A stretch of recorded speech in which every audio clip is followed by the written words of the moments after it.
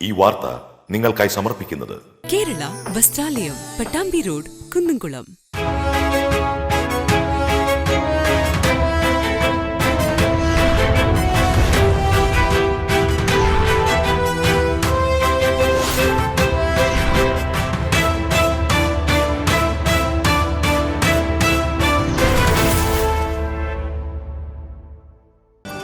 Covid രണ്ടാം തരംഗം രാജ്യത്തെ പിടിച്ചു കുലുക്കിയെന്ന പ്രധാനമന്ത്രി നരേന്ദ്രമോദി. സൗജന്യ വാക്സിൻ പദ്ധതി തുടരുമെന്നും പ്രധാനമന്ത്രി. സംസ്ഥാനത്ത് ലോക്ഡൌണിന് സമാനമായ കർശന നിയന്ത്രണങ്ങൾ ഇന്നും തുടരുന്നു. വരും ദിവസങ്ങളിലും നിയന്ത്രണങ്ങൾക്ക് സാധ്യത. സർവകക്ഷിയോഗം നാളെ. കൊടകരയിൽ പ്രമുഖ പാർട്ടിയുടെ തിരഞ്ഞെടുപ്പ് പ്രചരണത്തിനായി ചെലവഴിക്കാൻ കൊണ്ടുപോയ കുഴൽപ്പണം തട്ടിക്കൊണ്ടുപോയ സംഭവം അന്വേഷണത്തിന് പ്രത്യേക സംഘത്തെ നിയോഗിച്ചതായി റൂറൽ എസ്.പി. കേസിലെ 10 പ്രതികളെ തിരിച്ചറിഞ്ഞതായി എസ്.പി. പാവർട്ടി സെന്റ് ജോസഫ് തീർത്ഥകേന്ദ്രത്തിലെ തിരുനാൾ ഭക്തിസാന്ദ്രമായി. തിരുനാൾ പ്രദക്ഷിണം വൈകിട്ട് നടക്കും.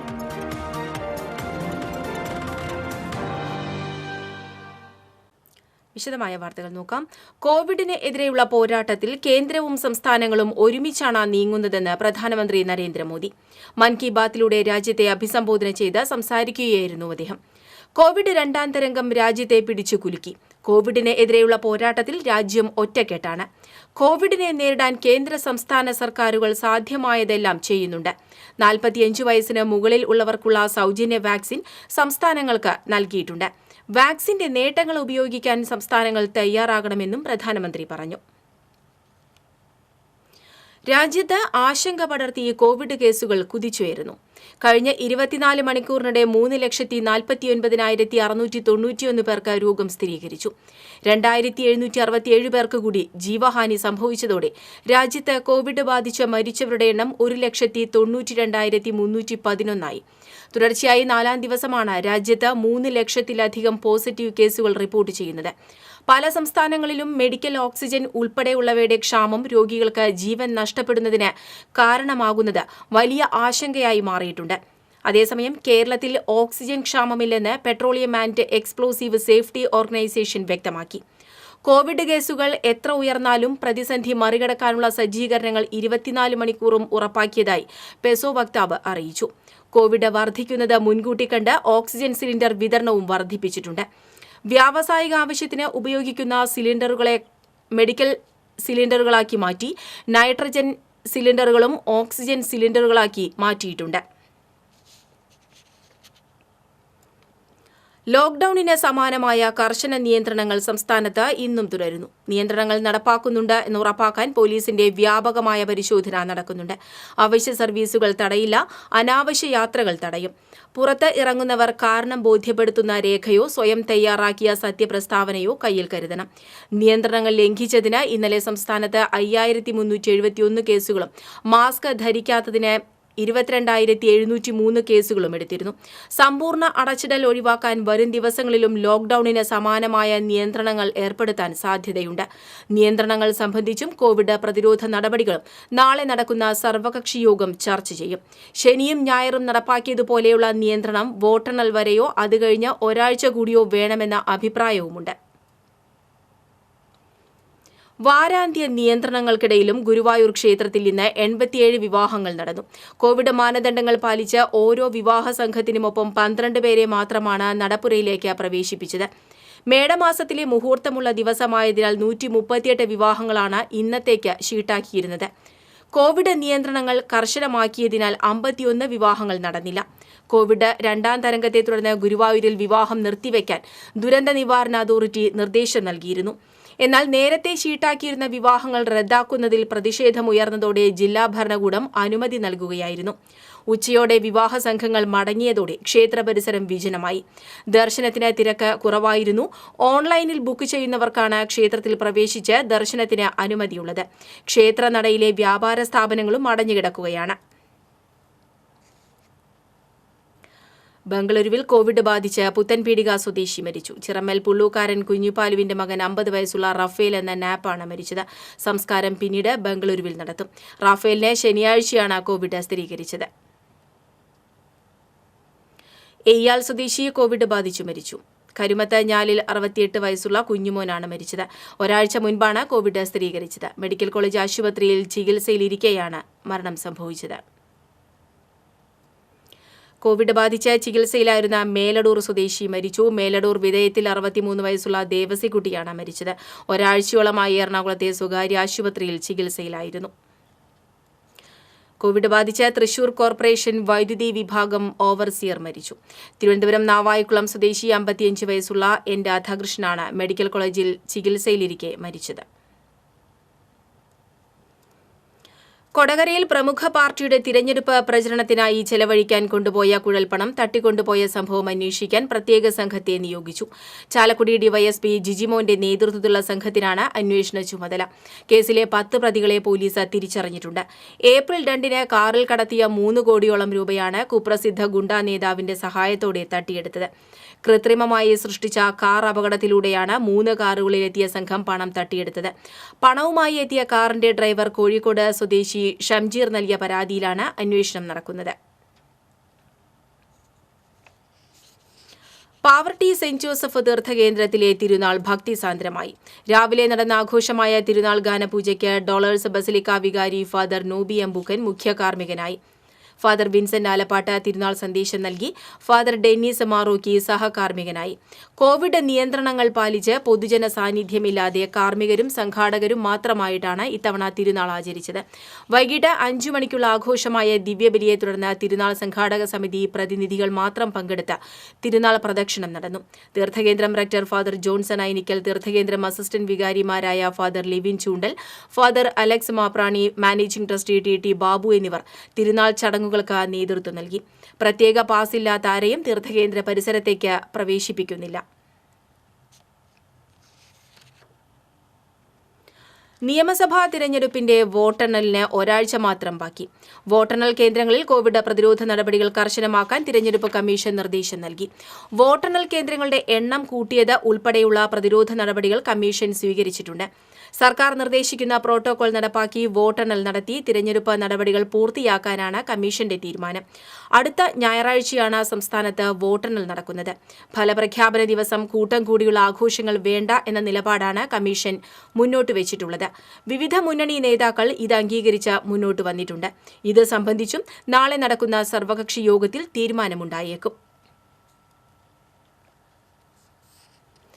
വലപ്പാട് ബീച്ചിൽ മണൽപ്പരപ്പിൽ കുടുങ്ങിക്കിടക്കുന്ന മത്സ്യബന്ധന ബോട്ട് കടലിൽ ഇറക്കാനുള്ള തൊഴിലാളികളുടെ ശ്രമം വീണ്ടും വിഫലമായി. മണലിൽ താഴ്ന്നു കിടക്കുന്ന രാഗിഷ മോൾ ബോട്ടാണ് 5ാം തവണയും കടലിൽ ഇറക്കാനുള്ള മത്സ്യത്തൊഴിലാളികളുടെ ശ്രമം പരാജയപ്പെട്ടത്. ബോട്ടുടമ മുനമ്പം അറമി വീട്ടിൽ സതീശന്റെ നേതൃത്വത്തിൽ നിരവധി തൊഴിലാളികളാണ് ബോട്ട് കടലിൽ ഇറക്കാനായി പ്രയത്നിച്ചത്. ഇതുവരെ ബോട്ട് കടലിൽ ഇറക്കാനായുള്ള പ്രവർത്തനങ്ങൾക്ക് ചിലവഴിക്കേണ്ടി വന്നത് 5.5 ലക്ഷത്തോളം രൂപയാണ്. കൊല്ലത്ത് നിന്ന് ബോട്ടുകളും റെയിലുകളും എത്തിച്ച് മണലിൽ താഴ്ന്ന ബോട്ട് കടലിനെ അഭിമുഖമാക്കി മാറ്റാനാണ് നീക്കം. വേലിയേറ്റ സമയത്ത് ബോട്ടുകളിൽ വടം കെട്ടിയും JCBയും ഉപയോഗിച്ച് ബോട്ട് കടലിൽ ഇറക്കാമെന്ന പ്രതീക്ഷയിലാണ് ഉടമയും തൊഴിലാളികളും. റെയിൽ ഉപയോഗിച്ചുള്ള ഇന്നത്തെ പ്രവർത്തനത്തിന് മാത്രം 7.5 ലക്ഷത്തോളം രൂപയാണ് ചെലവ് വരിക. ഇടവേള. വാർത്തകളിലേക്ക്. കുന്നംകുളം നഗരസഭയിലെ കുറുക്കൻപാറ പ്രദേശത്ത് കോവിഡ് സ്ഥിരീകരിച്ചവരെ തിങ്കളാഴ്ച CFLTCയിലേക്ക് മാറ്റാൻ തീരുമാനം. ചൈതന്യ സ്പെഷ്യൽ സ്കൂളിലേക്കാണ് ഇവരെ മാറ്റുന്നത്. കുറുക്കൻപാറ പ്രദേശത്ത് 34 പേർക്കാണ് രോഗം സ്ഥിരീകരിച്ചിട്ടുള്ളത്. നഗരസഭാ വികസന standing committee chairman PM Suresh, taluk ആശുപത്രി സൂപ്രണ്ട് ഡോക്ടർ AV മണികണ്ഠൻ എന്നിവർ സ്കൂൾ സന്ദർശിച്ചു. നാട്ടിക രാമൻകുളത്തിന് സമീപം ബൈക്കിടിച്ച് വൃദ്ധ മരിച്ചു. നാട്ടിക പണിക്ക് വീട്ടിൽ 75 വയസ്സുള്ള ആമിനയാണ് മരിച്ചത്. ദേശീയപാത മുറിച്ചു കടക്കുമ്പോൾ എതിരെ വന്ന ബൈക്ക് ഇടിക്കുകയായിരുന്നു. അപകടത്തിൽ ബൈക്ക് യാത്രികനായ തളിക്കുളം സ്വദേശി മോഹനനും പരിക്കേറ്റു. കടങ്ങോട് പഞ്ചായത്തിൽ കോവിഡ് ബാധിതരുടെ എണ്ണം വർദ്ധിക്കുന്നു. കഴിഞ്ഞ ദിവസം നടത്തിയ പരിശോധനയിൽ 23 പേർക്ക് കോവിഡ് സ്ഥിരീകരിച്ചു. ഇതോടെ കഴിഞ്ഞ 4 ദിവസത്തിനുള്ളിൽ രോഗം ബാധിച്ച് ചികിത്സയിൽ കഴിയുന്നവരുടെ എണ്ണം 135 രോഗം ബാധിച്ച 2 പേർ മരിക്കുകയും ചെയ്തു. നിലവിൽ 6, 12, 17 എന്നീ വാർഡുകൾ കണ്ടെയ്ൻമെന്റ് സോണുകളാണ്. കുടുംബത്തിന്റെ ജീവനോപാധിയായ പന്നി വളർത്തലിലെ ലാഭം മുഖ്യമന്ത്രിയുടെ വാക്സിൻ ചലഞ്ചിലേക്ക് സംഭാവന ചെയ്ത് കൊരട്ടി 4 തെക്കിനിയത്ത് സന്തോഷും കുടുംബവും. കോവിഡ് വാക്സിന് കേന്ദ്ര സർക്കാർ വില ഈടാക്കുന്ന വാർത്ത ശ്രദ്ധയിൽപ്പെട്ടാണ് ഇത്തരത്തിലുള്ള ഒരു തീരുമാനത്തിലേക്ക് എത്തിച്ചേർന്നതെന്ന് സന്തോഷിന്റെ ഭാര്യ വിൻസി പറഞ്ഞു. ഈ പ്രവൃത്തിയിലൂടെ മറ്റുള്ളവർക്ക് പ്രചോദനമാകുമെന്നാണ് ഈ കുടുംബം കരുതുന്നത്. 5000 രൂപയാണ് ഈ നിർധന കുടുംബം വാക്സിൻ ചലഞ്ചിലേക്ക് സംഭാവന ചെയ്തത്. കൊരട്ടി പഞ്ചായത്ത് പ്രസിഡന്റ് PC ബിജുവിന് പണം കൈമാറി. ചടങ്ങിൽ ഡെന്നിസ് കെ ആന്റണി, പഞ്ചായത്ത് വികസന സ്ഥിരം സമിതി അധ്യക്ഷൻ advocate KR Sumesh, ward member Jisi Paul എന്നിവർ സന്നിഹിതരായിരുന്നു. മലയാളികൾക്ക് അത്ര സുപരിചിതമല്ലാത്ത സ്കേറ്റ് ബോർഡിൽ വിസ്മയം തീർത്ത ജാനകി എന്ന 5 വയസ്സുകാരി സമൂഹ മാധ്യമങ്ങളിലെ താരമായി മാറി. ദുബായിൽ നിന്ന് കേരളത്തിലെത്തിയ ജാനകി ആനന്ദ് എന്ന 5 വയസ്സുകാരിയുടെ സ്കേറ്റിംഗ് ബോർഡിലെ അഭ്യാസ പ്രകടന വീഡിയോയാണ് സമൂഹമാധ്യമങ്ങളിൽ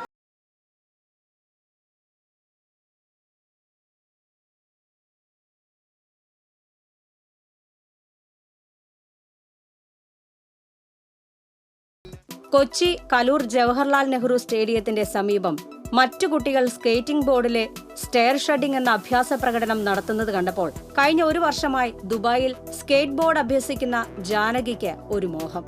ഈ അഭ്യാസവും ചെയ്യണം. ഫ്രോക്ക് ധരിച്ച അവൾ സുരക്ഷാ ഉപകരണങ്ങളായ ഹെൽമറ്റും മറ്റു ഉപകരണങ്ങളും ധരിച്ചുകൊണ്ട് അഭ്യാസം തുടങ്ങി. 2-3 തവണ വീണ് പരാജയപ്പെട്ടു. എന്നാൽ തന്റെ 4ാമത്തെ ശ്രമത്തിൽ മുന്നേറുകയായിരുന്നു. 5 വയസ്സുള്ള ജാനകി ആനന്ദ് യഥാർത്ഥത്തിൽ കുന്നംകുളം കാണിപ്പയ്യൂർ സ്വദേശിയാണ്. 7 വർഷം മുൻപാണ് ജാനകിയുടെ കുടുംബം വിദേശത്തെത്തിയത്. ജാനകി വളർന്നതും ദുബായിലാണ്.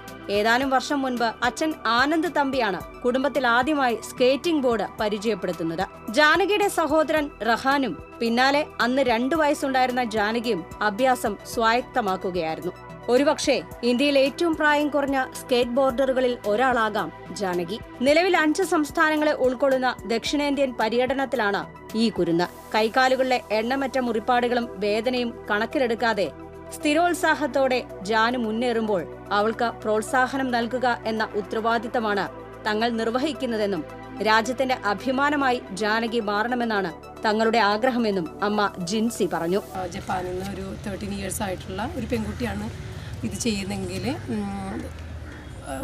പാർട്ടിസിപ്പേറ്റ് ചെയ്യുന്നെങ്കിൽ നമുക്കൊരു 10 ഇയേഴ്സ് കഴിഞ്ഞ് കഴിഞ്ഞാൽ ഇന്ത്യയും പ്രതിനിധീകരിച്ചിട്ട് നമുക്ക് ഒരാൾ വേണം ഒരു സ്കേറ്റ് ബോർഡ് എന്നുള്ളൊരു കോമ്പറ്റീഷനിൽ പങ്കെടുക്കാനായിട്ട് ഒളിമ്പിക്സിൽ. അപ്പോൾ ആ ഒരു ഇത് തന്നെയാണ് ജാനുവിനും, അങ്ങനെയാണ് നമ്മൾ വാർത്തെടുത്തുകൊണ്ടിരിക്കുന്നത്. അത് നമ്മുടെ ഒരു കരിയർ ഓപ്ഷനായിട്ട് എടുക്കുകയാണ്. TCV news, Kunnamkulam. Kodungallur taluk government ആശുപത്രിയിൽ വെന്റിലേറ്റർ സംവിധാനം ഉപയോഗിക്കാതെ പൊടിപിടിക്കുന്നു. തീരമേഖലയിലെ ഏറ്റവും വലിയ സർക്കാർ ആശുപത്രിയായ ഇവിടെ 3 വെന്റിലേറ്ററാണുള്ളത്. എന്നാൽ വെന്റിലേറ്റർ ഘടിപ്പിക്കാൻ ICUO പ്രവർത്തിപ്പിക്കാൻ വിദഗ്ധ പരിശീലനം നേടിയ ജീവനക്കാരോ ഇല്ല. ആശുപത്രിയുടെ സേവനം മെച്ചപ്പെടുത്തുന്നതിന്റെ ഭാഗമായിട്ടാണ് വെന്റിലേറ്റർ ലഭ്യമാക്കിയത്.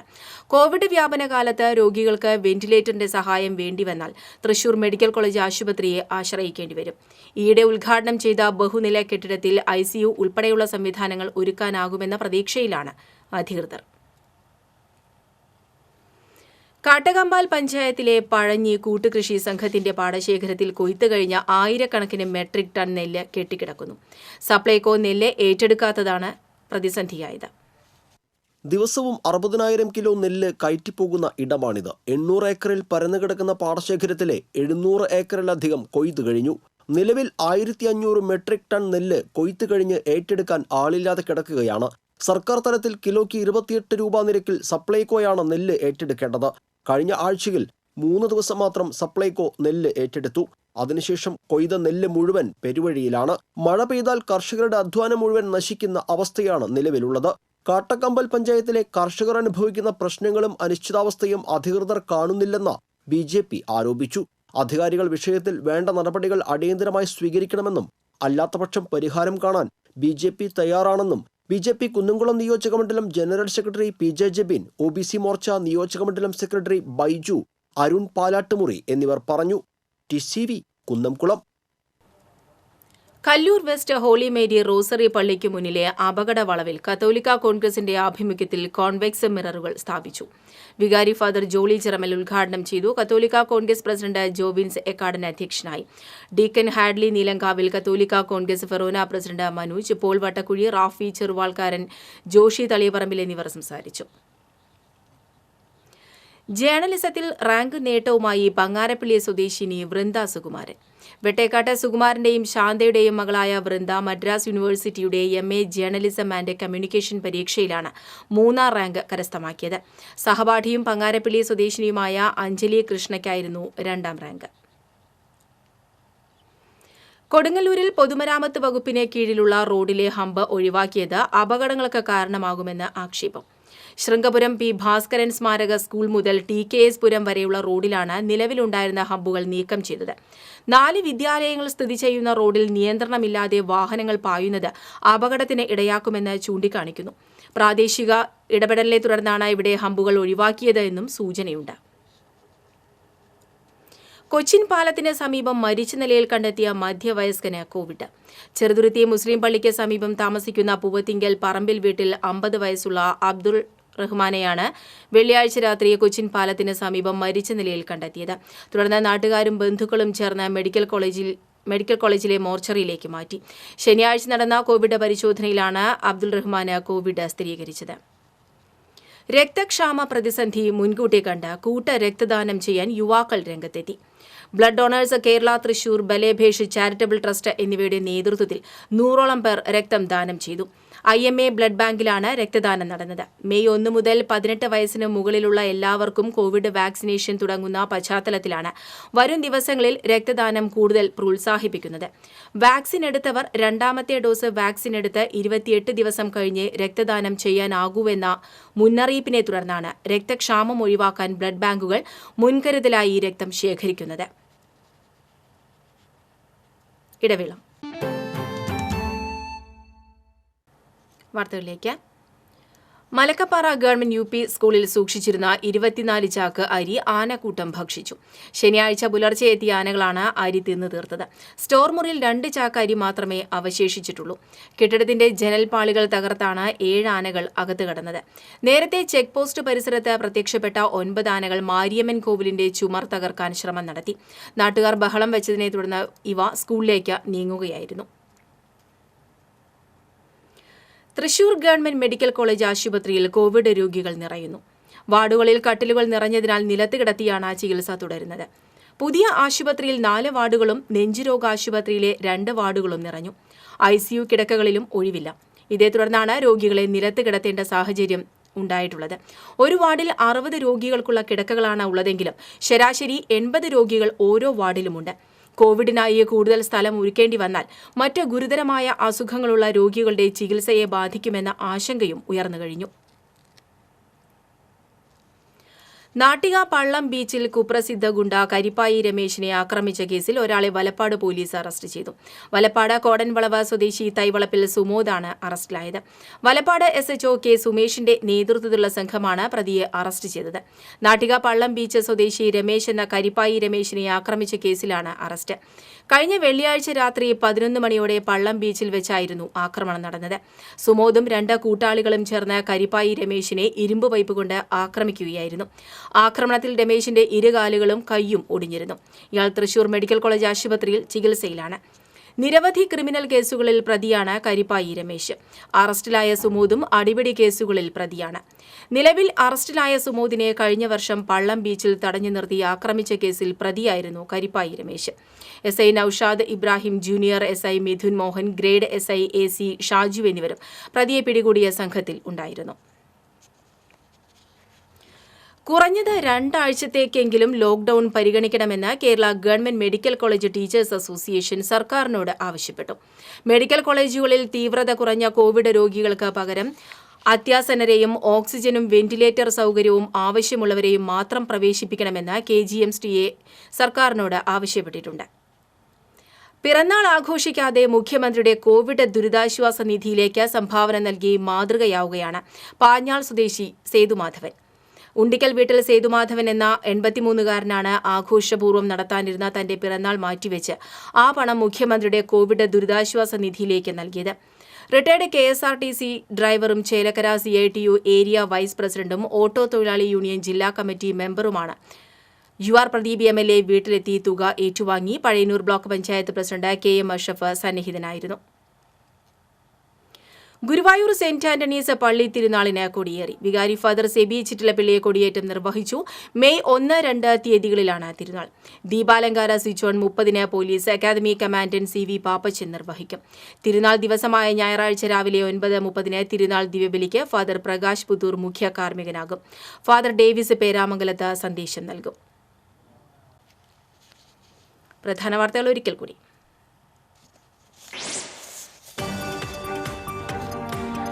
കോവിഡ് 2ാം തരംഗം രാജ്യത്തെ പിടിച്ചുകുലുക്കിയെന്ന് പ്രധാനമന്ത്രി നരേന്ദ്രമോദി. സൗജന്യ വാക്സിൻ പദ്ധതി തുടരുമെന്നും പ്രധാനമന്ത്രി.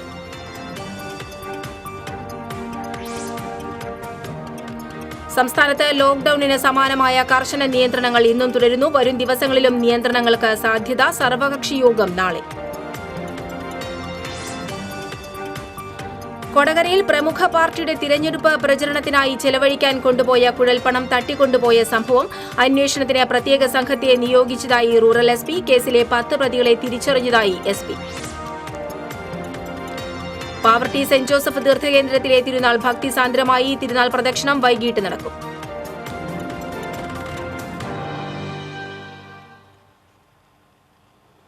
ഈ വാർത്താ ബുള്ളറ്റിൻ ഇവിടെ പൂർണ്ണമാകുന്നു. നമസ്കാരം.